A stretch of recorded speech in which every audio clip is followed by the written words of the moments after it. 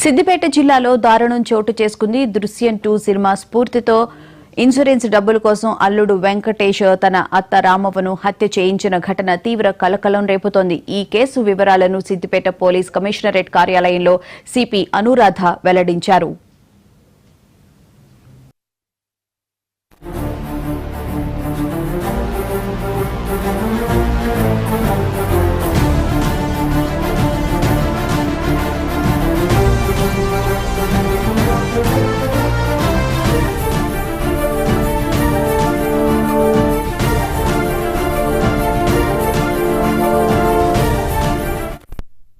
Hit and run accident అయింది. Accident లో ఒక 57-year-old లేడీ చనిపోయింది అని మనకు కంప్లైంట్ వచ్చింది. సో దాన్ని మనం ఇమ్మీడియట్ గా హిట్ అండ్ కేసుగా రిజిస్టర్ చేసి దాని మీద ఫర్దర్ ఇన్వెస్టిగేషన్ చేయడం జరిగింది. ఆ ఫర్దర్ ఇన్వెస్టిగేషన్ చేస్తున్నప్పుడు ఏ వెహికల్ అయితే ఈమెను యాక్సిడెంట్ చేసి వెళ్ళిందో ఒక వెహికల్ ని సస్పెక్ట్ వెహికల్ గా ఐడెంటిఫై చేయడం జరిగింది. అది మహీంద్రా థార్ అనే వెహికల్. ఆ మహీంద్రా థార్ ఎక్కడి నుంచి వచ్చింది ఏంది అని ఫర్దర్ ఇన్వెస్టిగేషన్ చేస్తే ఇది కార్ ని ఇచ్చేసి వాళ్ళే డ్రైవ్ చేసుకునే రెంటల్ ఏజెన్సీ ఉంటుంది కదా, అక్కడ నుంచి ఈ థార్ వెహికల్ అనేది ఒక ఇద్దరు సస్పెక్ట్స్ వన్ డే కోసము హైర్ కి తీసుకున్నారు అని మనకు వాళ్ళు చెప్పడం జరిగింది. ఆ డిసీజ్డ్ వాళ్ళ అల్లుడు ఒకతను ఉన్నాడు, అల్లుని వాళ్ళ బ్రదర్ ఒకతను ఉన్నాడు. అయితే వీళ్ళు హైర్ తీసుకొని మళ్ళీ అదే టైంలో ఇదే వెహికల్ తో ఆమెకు యాక్సిడెంట్ అవడం ఏంది, హిట్ అండ్ రన్ ఏంది అని చెప్పి మన దీన్ని డీటెయిల్ గా ఇన్వెస్టిగేషన్ చేసినప్పుడు మనకు తెలిసింది ఏంటంటే ఇది యాక్సిడెంట్ కాదు, మర్డర్ అని. సో దీంట్లో మెయిన్ ఇంటెన్షన్ ఏంటంటే ఈమెని న్యాచురల్ డెత్ గా చెప్తే